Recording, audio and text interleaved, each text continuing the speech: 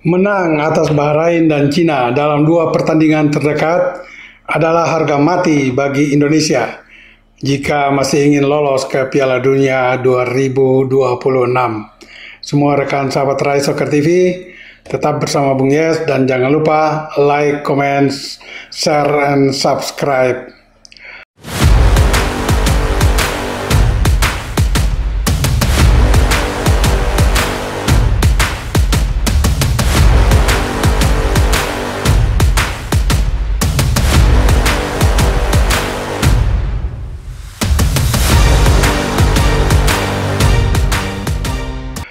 Kekalahan dari Australia kemarin dengan skor telak 1-5 memang sangat merisaukan kita semua karena paling tidak sudah memotong hampir setengah jalur Indonesia untuk bisa lolos langsung di grup C, ya paling tidak sebagai peringkat kedua. Namun kekalahan itu juga bukan berarti sudah kiamat bagi tim kita, karena masih ada peluang paling tidak merebut posisi ketiga atau keempat untuk bisa lanjut ke putaran keempat, merebut 1 dari 2 tiket lagi. Kita lihat bahwa pertandingan kemarin memang di luar dugaan ya. Sebetulnya secara keseluruhan tim kita tidak terlalu jelek ketika melawan Australia. Andaikan saja ya, sekali lagi memang andaikan. Kalau penalti Kevin Dix bisa dikonversi menjadi gol, maka akan lain hasil akhirnya. Tapi itulah sepak bola. Mari kita menatap pertandingan esok di Stadion GBK Gelora Bung Karno Senayan, hari Selasa tanggal 25 Maret, pukul 20.45 malam. Atau 8.45 malam, ya, di mana Indonesia akan menjamu Bahrain di pertandingan ke-8.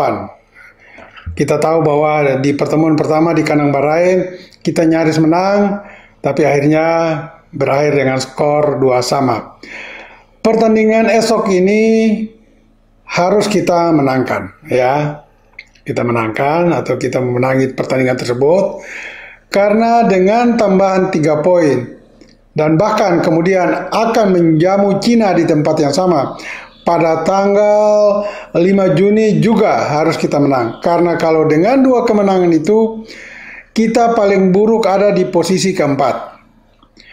Berbicara tentang posisi kedua untuk lolos langsung dari grup C saat ini sudah sangat berat. Tetapi kita masih bisa merebut tempat ketiga atau keempat untuk bisa melangkah ke putaran keempat nantinya. Namun catatan lebih khusus kepada para pemain nanti, ya, pada esok hari mereka harus tampil lebih lepas dan sekali lagi jangan overconfident dan membuat kesalahan-kesalahan kecil, ya, itu tidak perlu lagi. Kalau itu masih dilakukan saja, ya sudah, lupakan saja Piala Dunia.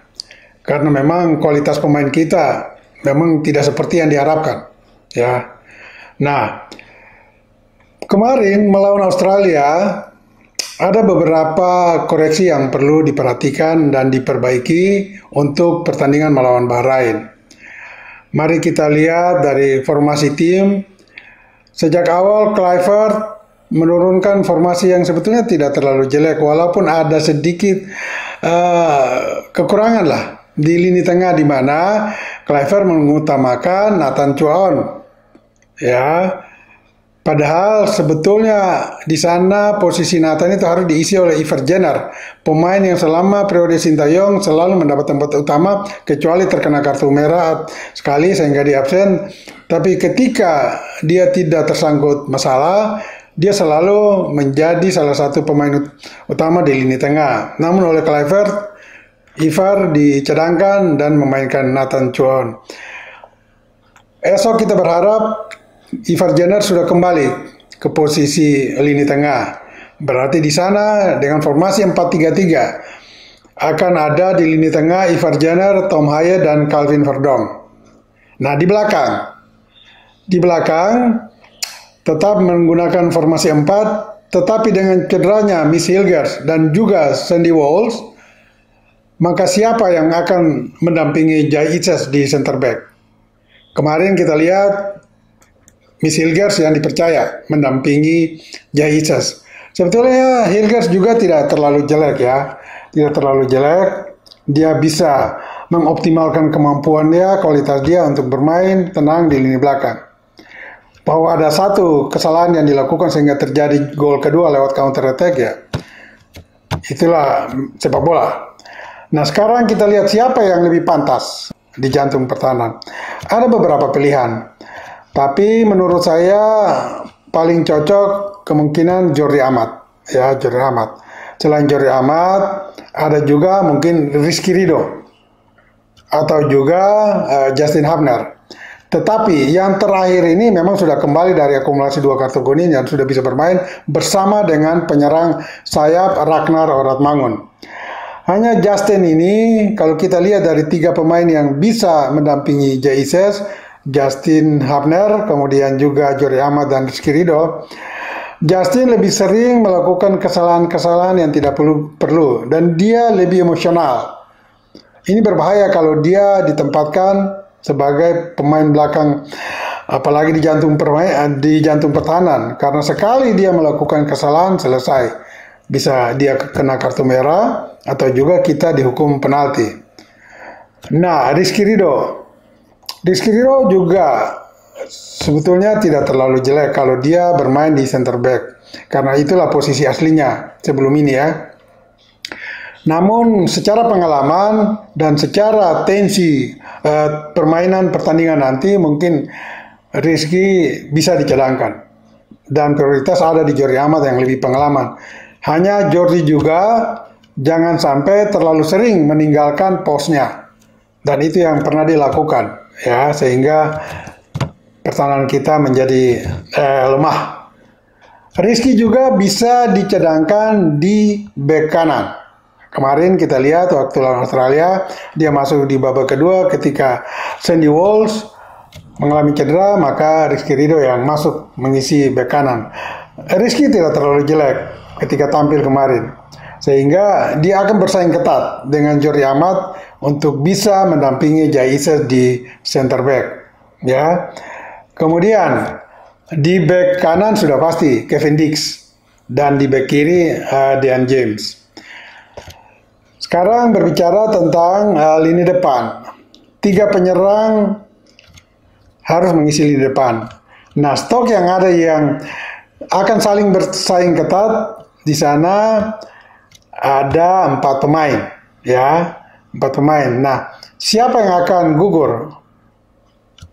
Kemungkinan besar adalah Rafael Struijk.